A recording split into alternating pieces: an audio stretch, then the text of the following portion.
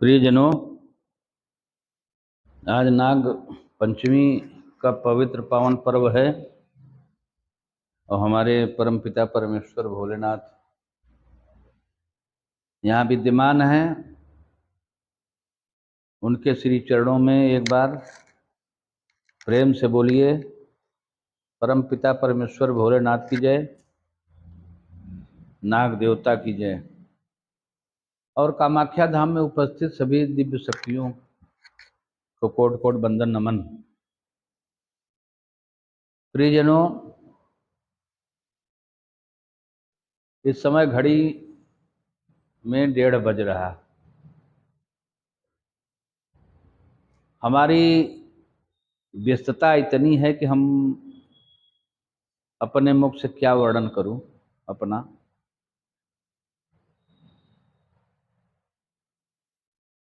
अब वीडियो बनाने जा रहा हूं, समय मिला है, अभी भक्त लोग मंदिर से निकले हैं।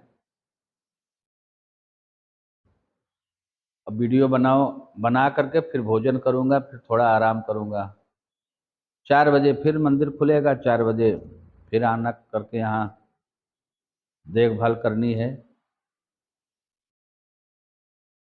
तो ये रोज का दिनचर्या है। रात भर जागो, आराम भी तो करना जरूरी है ना। अगर आराम नहीं करूंगा तो मेरी ही तबीयत गड़बड़ा जाएगी, तो मैं दूसरों को क्या सोचूंगा। तो ये तो एक अलग कथा है। और माँ भगवती कृपा है कि माता रानी अपनी कृपा दृष्टि सदैव बनाई है। उन्हीं के आशीर्वाद से सब कुछ हो रहा जो कुछ हो रहा। आज वीडियो बनाने का केवल मेरा तात्पर्य यह है कि हमारे हिंदुस्तान में सभी धर्मों में, हिंदू मुस्लिम सिख ईसाई, जो हमारे देश के महान संप्रदाय धर्म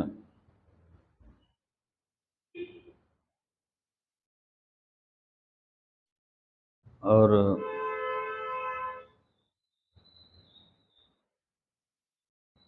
इस मार्ग पर चलने वाले अनुयायी लोग, बहुत लोग हैं, हर तरह के लोग हैं। मेरा कहने का केवल इतना ही तात्पर्य है, चाहे किसी भी धर्म के लोग हों, अगर उनके धर्म में जो प्रभु की कृपा पाने के लिए, माँ भगवती की कृपा पाने के लिए, अन्य देवताओं की कृपा पाने के लिए, उनके धर्म में, उनके धर्म मार्ग में जो मार्ग सुनिश्चित किया गया है सूफी संतों द्वारा, देवताओं द्वारा, उस मार्ग पर चल करके किसी भी शक्ति के अगर साधक, तपस्वी, भक्त पूजन वंदन करके अपनी तपस्या से उनको प्रसन्न करके आशीर्वाद पाते हैं, तो जब इनका आशीर्वाद मिला है तो हमको ड्रामा करने की क्या जरूरत है।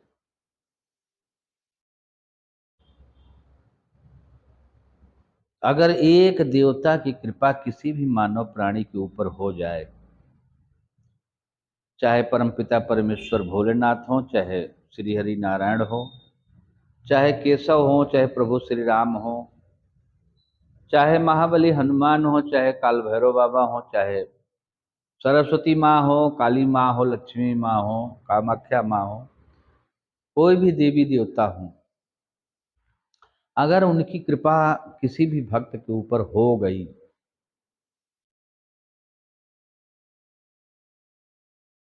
तो फिर उनकी कृपा के आगे ड्रामा करने की कोई जरूरत नहीं।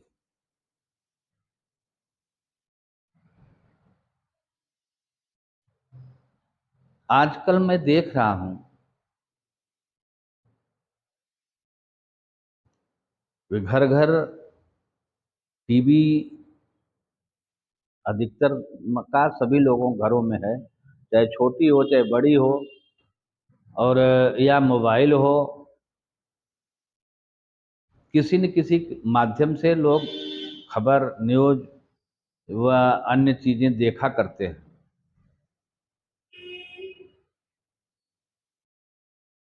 टीवी खोलिए तो सैकड़ों चैनल हैं जो भारत सरकार से मान्यता प्राप्त करके अपना चैनल चला रहे हैं। तो उनकी जिम्मेदारी क्या है? खाली उनकर न्यूज़, उनकी न्यूज़, उनकी न्यूज़, उनकी न्यूज़, उल्टा सीधा जो भी है अपना रिकॉर्ड करके टीवी ब्लॉग चला रहे हैं, वो अलग बात है। लेकिन हमने जो अपने जीवन में अनुभव पाया, एक इंटरनेशनल चैनल है न्यूज़ नेशन। मैं उस चैनल के सभी पदाधिकारियों को, छोटे बड़े जितने भी भाई बंधु बहनें हैं उसमें कार्य कर रही हैं, मैं एक बार उन लोगों को भी वंदन नमन करता हूँ। हमें बड़ी प्रसन्नता हुई है कि सैकड़ों चैनल होने के बाद किसी के अंदर वो साहस नहीं हुआ जो साहस न्यूज़ नेशन दिखा रहा है। पाखंड के ऊपर न्यूज़ नेशन चैनल ढूंढ ढूंढ करके सिद्ध पुरुषों को उजागर कर रहा है। जो सिद्ध पुरुष हजारों लाखों की भीड़ इकट्ठा करते हैं आम जनता को, और उनको बेवकूफ़ बना करके उनका खून चूस रहे हैं। बहुत बातें हैं, अपने मुख से मैं नहीं कह पाऊंगा, लेकिन यह चैनल जो है न्यूज़ नेशन, पाखंड के ऊपर जो प्रहार किया है और जो सत्यता वो दिखा रहे हैं, उस सत्य को मैं भी देखता हूँ। सुबह 9 बजे से शुरू होता है और रात में फिर 9 बजे शुरू होता है। उसमें हर धर्म के पाखंडियों को विधिवत विस्तार से दिखाया जा रहा है कि कैसे आम जनता को बेवकूफ़ बना करके उनकी लूट घसुट कर रहे हैं, तरह तरह की बातें। और जितने पकड़े गए हैं, 35-36 लोग पकड़े गए हैं। और कोई सत्य का सिस्टम उनका नहीं समझ में आ रहा कि क्या सत्य है क्या असत्य है। वो केवल ऐसी ढकोसलेबाजी, ऐसा सिस्टम बनाए हैं लोग कि एक दुखिया आदमी उन पर ध्यान नहीं देता है, खाली उनकी चमत्कार को देख करके भागा चला जाता है उस दरबार में। और वहाँ क्या होता है कैसे होता है वो हम तो कहीं गए नहीं किसी के दरबार में, लेकिन न्यूज़ नेशन चैनल के माध्यम से जो मैं देख रहा हूँ, उस सत्य को समझ रहा हूँ कि ऐसे ऐसे भी हमारे देश में सिद्ध पुरुष लोग हैं जो अपनी दुकान चमकाए हैं और भक्तों को, दुखियों को कैसे बेवकूफ़ बना करके कैसे लूट घसुट कर रहे हैं। ये बहुत बातें हैं। लाइट चली गई, कोई बात नहीं।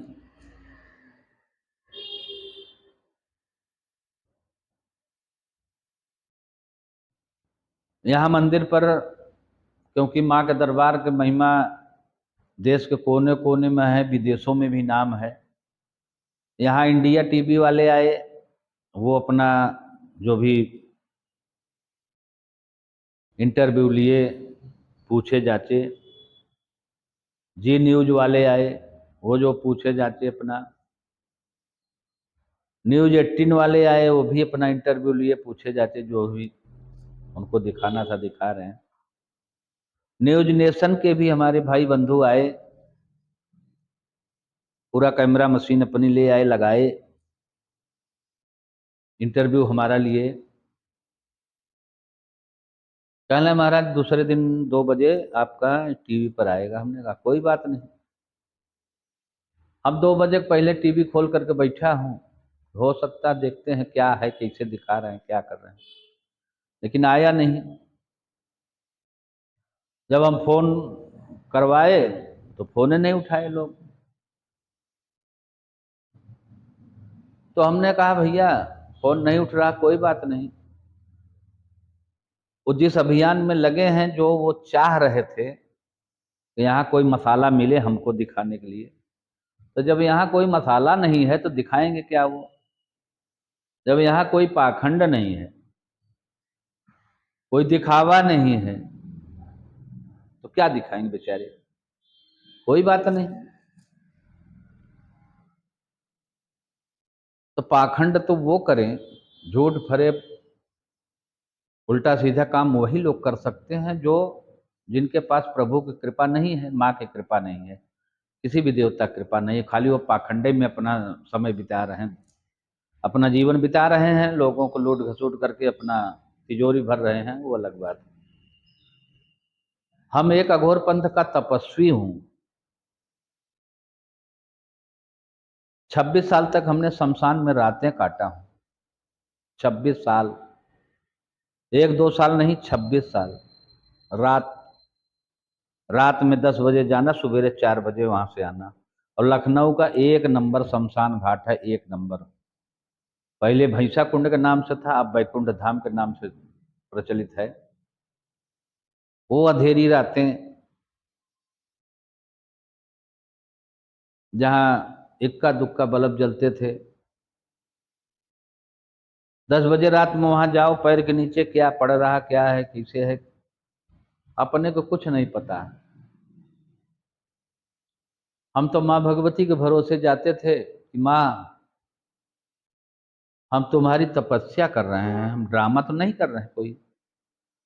तो तुम्हारी जिम्मेदारी है हमारे प्राण की रक्षा करना, हमारे संकटों का नाश करना। तो माँ साथ खड़ी रहती थी, मुझे आभास होता था कि कोई संकट, कोई बाधा, कोई परेशानी हमें छू नहीं पाई आज तक। आज भी जाता हूँ शमशान में, लेकिन कभी कोई ऐसी समस्या नहीं आई कि जिससे हमको तकलीफ हो या कोई दर्द हमको हो। हाँ, एक बार सावन के महीने में गोमती नदी फुफकार रही थी, बहुत पानी भर गया था, पूरा शमशान डूब गया था। एक भक्त मेरे साथ में था, तो एक जगह थोड़ा सा ऊंचा था, तो वहाँ एक चिता जल रही थी। हमने उससे कहा भैया चलो वो वहाँ जो ऊंचा है जहाँ चिता जल रही है, वहीं आसन लगाओ, वहीं बैठा जाए, वहीं माँ का भजन कीर्तन किया जाए जब तक। तो इतने पानी में हम लोग घुस करके गए, वहाँ चिता जल रही थी, आसन लगा करके बैठा गया। रात में 1:30 बजे नदी की तरफ से बड़े बड़े गुम्बा चलना शुरू हुए। और मैं उस भक्त को बोला था कि हमको डिस्टर्ब न करना, और जब बहुत कोई विपदा बड़ी हो तभी हमको छूना या डिस्टर्ब करना। लेकिन वो पानी के अंदर से गुम्बा जब चलता था तो पीछे गड़गड़ गड़गड़ जाता था। अब वो सोचा कि हमारे ऊपर अगर एक भी गुम्बा पड़ गया तो तुम्हारी मौत हो जाएगी, यहीं पर हमारे बच्चे अनाथ हो जाएंगे। जब हमारी तरफ गिरा एक गुम्बा, तो वो हमको हिला करके महाराज जी, महाराज जी। तो हम अपने शरीर को कंट्रोल करके, 5 मिनट लगा कंट्रोल करने में, कंट्रोल करा, और कंट्रोल करके फिर हमने पूछा कि भैया क्या बात है? अरे तब तक एक गुम्मा बद से मेरी तरफ गिरा, और कहने देख रहे हैं ये नदी की तरफ से आ रहा, अब नदी में कोई है नहीं। तो हम समझ गए कि ये जो यहाँ की अदृश्य शक्तियाँ हैं, भूत प्रेत पैशाचिक शक्तियाँ हैं, वही ये नौटंकी कर रही हैं। तो हमारे पास त्रिशूल था, त्रिशूल गड़ा था, त्रिशूल हमने उखाड़ा, और एक सांस में हम बहुत कुछ कह डाले। हम कहा आज मरना है तो पहले हम मरेंगे, हमारे ऊपर कोई विपत आएगी पहले मैं मरूंगा, तब तक तुम अपना बच लेना, जहां निकल जाओ जहां जाना हो, लेकिन मेरे रहते हुए तुम्हारे ऊपर खरोच नहीं आएगा। उसको हमने विधिवत समझाया और फिर हमने जल लेकर के बजरंग बाण का पाठ मतलब मंत्र शक्ति वज्र शक्ति चलाई, तो वो सब चीजें शांत हो गई और पूरा शमशान सन्नाटे में आ गया। फिर मैं बैठ करके तपस्या किया। उसी बीच एक उल्लू आया, जो जीवन में हमने पहली बार देखा इतना बड़ा उल्लू। हम इतनी बड़ी खोपड़ी, बड़ी बड़ी आंखें, और सामने टीन लगा था तो टीन पर आकर के इंगल निकला था तो उसी बैठा हुआ। हमने कहा बेटा देखो माँ आ गई है, अब घबराने की कोई ज़रूरत नहीं। अब 1:30 रात से 3 बजे रात तक, अब आप सोचिए एक जगह वो उल्लू बैठे चारों तरफ अपनी खोपड़ी घुमाता था। बीच बीच में हम आंख खोल करके जब देखते थे तो बैठा। 3 बजे रात में जब हमारी पूजा खत्म हुई, उसके बाद में हमने आरती करके मत्था टेका हूँ, अब मत्था टेक करके जब ऊपर गर्दन किया हूँ तो उल्लू वहां से गायब हो गया। तो ये माँ की कृपा है और माँ साक्षात हमारे साथ रही। अब इससे बड़ा और प्रमाण मैं क्या दे सकता हूँ। अगर शिकारी कोई उल्लू होता तो थोड़ी थोड़ी देर में उड़ करके अपना शिकार करता इधर उधर। जो हमारी सुरक्षा में आया था तो वो 1:30 रात से 3 बजे रात तक बैठा रहा, एक बार भी नहीं इधर उधर उड़ा। तो इस चीज से हमको आभास हुआ, धन्य हो हमारी माँ, तुम आई हो कि नहीं आई हो तो मैं नहीं देख पाया, लेकिन आपका वाहन आया है तो ये हमारे लिए खुशी की बात है कि आपने हमारी रक्षा के लिए जो भी व्यवस्था आपने किया है माँ, उसको कोट कोट प्रणाम वंदन करता हूँ, नमन करता हूँ। तो यहाँ कोई ढकोसलेबाजी नहीं है, यहाँ कोई पाखंड नहीं है, ये प्रैक्टिकली चीज मैं बता रहा हूँ जो हमारे साथ गुजरा है। यहाँ भी भक्त लोग आते हैं तो मैं कहता हूँ भैया यहाँ माँ बैठी है साक्षात, आपको जो कुछ दुख अपना दुखड़ा कहना है वो माँ से कहो। अगर आप ये सोच करके आए हो कि मैं चलूंगा तो महाराज जी हाथ उठा देंगे, फूंक मार देंगे तो हमारा सारी विघ्न बाधाएं दूर हो जाएंगी, तो वो मैं पाखंड नहीं करता हूँ। यहाँ पर हमने इतनी तपस्या किया है तो पाखंड करने के लिए नहीं किया है, माँ की कृपा पाने के लिए किया है। माँ की कृपा बरस रही है तो पाखंड करने का कोई मतलब नहीं है। तो जब न्यूज नेशन वाले आए, इंटरव्यू लिए, सब कुछ किए, उसके बाद नहीं दिखाए, उनको मालूम हो गया कि जब यहाँ कोई पाखंड है नहीं, जिस पाखंड के अभियान में हम लगा हूँ, उजागर कर रहा हूँ, तो जब वो यहाँ कोई पाखंड ही नहीं है तो मैं क्या दिखाऊं। लेकिन मेरा आशीर्वाद है उस चैनल के सभी पदाधिकारियों पर, सभी वर्करों पर, सभी भाई बहनों पर, ये इतना बढ़िया काम न्यूज नेशन कर रहा है। मैं रोज देखता हूँ और नए नए एक से एक सिद्ध पुरुषों के चमत्कार देखता हूँ, उनके ड्रामे को देखता हूँ, तो हमारी आत्मा गदगद हो जाती है कि वाह, इतने चैनलों में एक चैनल ने कम से कम अपना साहस दिखाया। तो और उस साहस में जो अपने को सिद्ध पुरुष बने हैं, जो स्वयं भगवान अपने को मानते थे, इंटरनेशनल संत लोग आज जेल में सड़ रहे हैं, जमानत तक नहीं मिल रही है। तो अगर सिद्धि होती, शक्ति होती, तो जेल का ताला रोक पाएगा।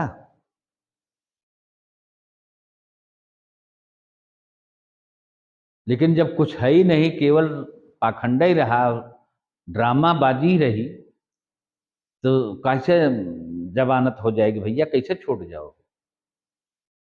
कोर्ट, हाई कोर्ट हो चाहे सुप्रीम कोर्ट हो, वो तो प्रमाण उसको चाहिए, आपने ऐसा किया है तो किया है, तो उसका प्रमाण ये है, उसी पर वो सजा देता है। तो आपकी कमियां मिली हैं तभी न वो सड़ रहे हो जेल में। तो हम तो ये कहते हैं कि न्यूज नेशन की कृपा से महिमा से जो ये पाखंडी लोग पाखंड फैलाए हैं, इन लोगों को भी जेल होना चाहिए, बहुत जरूरी है, चाहे किसी के भी धर्म के हों। धर्म के नाम से ड्रामा फैलाए हो, ड्रामा फैला करके आम जनता को दुख दे रहे हो, तो ये नहीं चलेगा। यही चीजें हमको थोड़ा सा कहना था कि सभी भारत के अपने देश के देशवासियों से कि पाखंड के ऊपर न जाइए। कोई सिद्ध पुरुष है, कोई चमत्कारिक बाबा है, तो उसके बारे में पहले विधिवत समझिए, जानिए। आंख मूंद करके भागते हुए न जाइए कि वहाँ सिद्ध पुरुष हैं और वो ऐसा कर देंगे, वैसा कर देंगे, और हमारा ये हो जाएगा, वो हो जाएगा, तो ऐसा कुछ नहीं। सृष्टि के रचनाकार परमपिता परमेश्वर ब्रह्मा जी जो हैं, वो जन्म से लेकर के मरण तक का पूरा विधि विधान बना चुके हैं। कब आपको छींक आएगी, कब आपको ठोकर लगेगा, कब आपको बुखार आएगा, कब आपको क्या होगा, ये पूरे जीवन की सीढ़ी तैयार हो जाती है। उसमें कोई हेर फेर नहीं करता। अगर उसमें किसी के ऊपर विघ्न बाधाएं आई हैं, या निगेटिव ऊर्जा आई है, या भूत प्रेत पैशाचिक शक्तियों का प्रकोप है, या तंत्र मंत्र का प्रकोप है, तो वो आएगा। और उसके निदान के लिए प्रभु ने व्यवस्था भी बनाई होगी कि फला जगह जाओ, वहां पर इसका निदान हो जाएगा। तो आदमी गिरते बहराते ढूंढते ढांढते चाहे पताल में हो रहो, वहां पहुंचेंगे। ये हमारा अपना ज्ञान है, मैं किसी धर्म ग्रंथ और किसी को सुन करके मैं कथा नहीं बता रहा हूँ, ये अपना अपना ज्ञान है। अगर हमारी बातें अच्छी लगे तो हमारा चैनल है माँ कामाख्या धाम लखनऊ, उस चैनल को सब्सक्राइब करिए, शेयर करिए, कमेंट करिए, जो उचित हो। उल्टा सीधा कमेंट भी उचित नहीं है,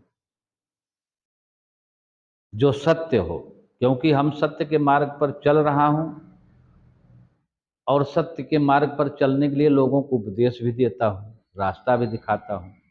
तो यहाँ झूठ फरेब वाला कोई काम नहीं है। इसलिए सभी देशवासियों से मेरा यही निवेदन है